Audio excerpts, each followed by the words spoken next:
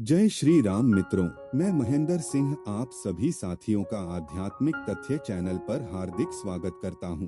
मित्रों, भगवान शिव अपने शरीर पर भस्म धारण करते हैं। यह भस्म कई प्रकार से बनती है, लेकिन कहते हैं कि खासकर मुर्दे की भस्म ही महाकाल में चढ़ाई जाती है। हालांकि वर्तमान में मुर्दे की भस्म का उपयोग नहीं होता है। आओ जानते हैं शिव की भस्म और भस्मारती के रहस्य। लेकिन उसे पहले यदि आपने अभी तक हमारे चैनल को सब्सक्राइब नहीं किया है तो आध्यात्मिक तथ्य चैनल को अभी सब्सक्राइब कर घंटी के बटन को दबा ले, ताकि आपको हमारी वीडियोस की जानकारी प्राप्त होती रहे। हम समय समय पर हमारे पवित्र हिंदू धर्म से जुड़ी ऐसी ही रोचक एवं महत्वपूर्ण जानकारी लेकर आते रहते हैं। तो चलिए अब वीडियो को शुरू करते हैं। भगवान शिव पर क्यों चढ़ाई जाती है भस्म?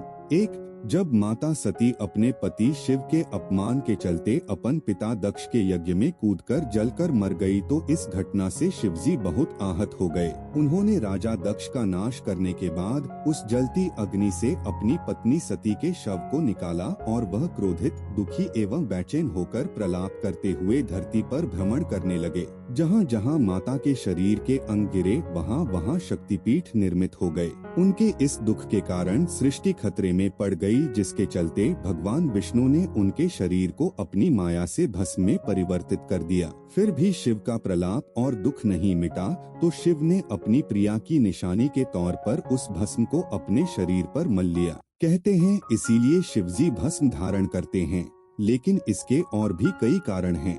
2. किसी भी पदार्थ का अंतिम रूप भस्म होता है। किसे भी जलाओ तो वह भस्म रूप में एक जैसा ही होगा। मिट्टी को भी जलाओ तो वह भस्म रूप में होगी। सभी का अंतिम स्वरूप भस्म ही है। भस्म इस बात का संकेत भी है कि सृष्टि नश्वर है। शिवजी भस्म धारण करके सभी को यही बताना चाहते हैं कि इस देह का अंतिम सत्य यही है। 3. हिंदू धर्म के सन्यासियों में से एक नागा सन्यासी अपने पूरे शरीर पर भभूत धारण करते हैं। नागाओं में भी दिगंबर साधु ही शरीर पर भस्मी या भभूत लगाते हैं। यह भस्मी या भभूत ही उनका वस्त्र और श्रृंगार होता है। यह भभूत उन्हें बहुत सारी आपदाओं से बचाती है। कहते हैं कि भस्म का स्नान करने के कई चमत्कारिक फायदे हैं। नवनाथ पंथ में कहते हैं कि उल्टंत विभूत पलटंत काया, अर्थात यह भभूत काया को शुद्ध तथा तेजस्वी बनाती है। चढ़ी भभूत घट हुआ निर्मल, अर्थात भभूत मन की मलिनता को हटाकर मन को निर्मल तथा पवित्र करती है। 4.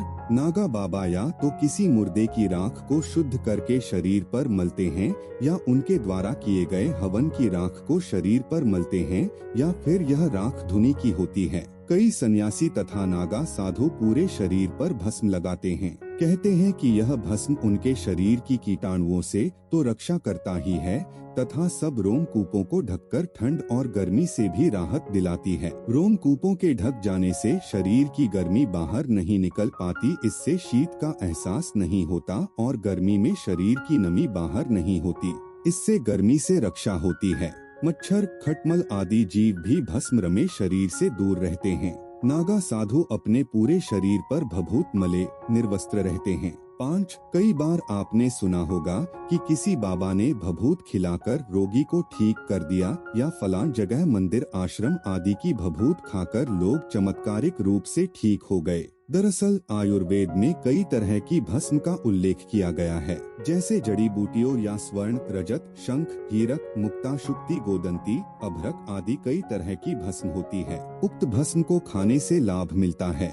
यज्ञ या हवन की सामग्री से बनी भभूत को भी कई तरह के रोग का नाशक माना गया है, लेकिन इस तरह की भभूत खाने से पहले यह जानना जरूरी है कि वह विश्वसनीय स्थान की है या नहीं। माथे पर विभूति लगाने से आपके भीतर की नकारात्मक ऊर्जा का नाश होता है और आज्ञा चक्र सक्रिय होता है। इससे मानसिक रूप से शांति मिलती है और विचार शुद्ध होते हैं। गले में लगाने से विशुद्ध चक्र जागृत होता है। छाती के मध्य में लगाने से अनाहत चक्र जागृत होता है। उपरोक्त बिंदुओं पर भभूति लगाने से विवेक जागृत होता है। भस्म आरती के राज। 1. महाकाल की 6 बार आरती होती है, जिसमें सबसे खास मानी जाती है भस्म आरती। भस्म आरती यहाँ भोर में 4 बजे होती है। कालों के काल महाकाल के यहाँ प्रतिदिन अलसुबह भस्म आरती होती है। इस आरती की खासियत यह है कि इसमें ताज़ा मुर्दे की भस्म से भगवान महाकाल का श्रृंगार किया जाता है। इस आरती में शामिल होने के लिए पहले से बुकिंग की जाती है। 2. सबसे पहले भस्म आरती, फिर दूसरी आरती में भगवान शिव घटा टोप स्वरूप दिया जाता है। तीसरी आरती में शिवलिंग को हनुमान जी का रूप दिया जाता है। चौथी आरती में भगवान शिव का शेषनाग अवतार देखने को मिलता है। पांचवी में शिव भगवान को दुल्हे का रूप दिया जाता है और छठी आरती शयन आरती होती है।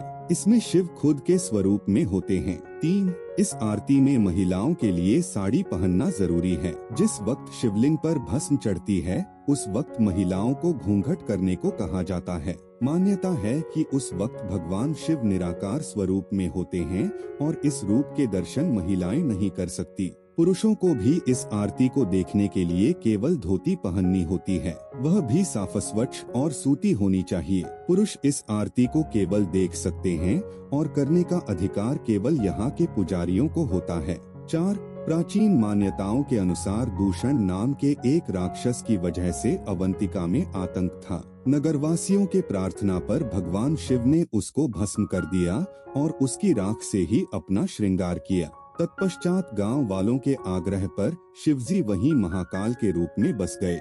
इसी वजह से इस मंदिर का नाम महाकालेश्वर रख दिया गया और शिवलिंग की भस्म से आरती की जाने लगी। 5. ऐसा भी कहते हैं कि यहाँ श्मशान में जलने वाली सुबह की पहली चिता से भगवान शिव का श्रृंगार किया जाता है। इस भस्म के लिए पहले से लोग मंदिर में रजिस्ट्रेशन कराते हैं और मृत्यु के बाद उनकी भस्म से भगवान शिव का श्रृंगार किया जाता है। 6. हालांकि यह भी कहा जाता है कि श्रौत, स्मार्त और लौकिक ऐसे 3 प्रकार की भस्म कही जाती है। श्रुति की विधि से यज्ञ किया हो वह भस्म श्रौत है, स्मृति की विधि से यज्ञ किया हो वह स्मार्त भस्म है तथा कंडे को जलाकर भस्म तैयार की हो तो वह लौकिक भस्म कही जाती है। विरजा हवन की भस्म सर्वोत्कृष्ट मानी है। हवन कुंड में पीपल, पाखड़, रसाला, बेलपत्र, केला व गौ के गोबर को भस्म जलाना करते हैं। इस भस्म की हुई सामग्री की राख को कपड़े से छानकर कच्चे दूध में इसका लड्डू बनाया जाता है। इसे 7 बार अग्नि में तपाया और फिर कच्चे दूध से बुझाया जाता है। इस तरह से तैयार भस्मी को समय समय पर लगाया जाता है। यही भस्मी नागा साधुओं का वस्त्र होता है। इसी तरह की भस्म से आरती भी होती है। तो मित्रों, यह थे भगवान शिव की भस्म आरती से जुड़ी कुछ महत्वपूर्ण बातें। यदि आपको हमारे द्वारा दी गई यह जानकारी अच्छी लगी तो वीडियो को लाइक करें और अपने सभी दोस्तों के साथ शेयर करना न भूलें। जय श्री राम।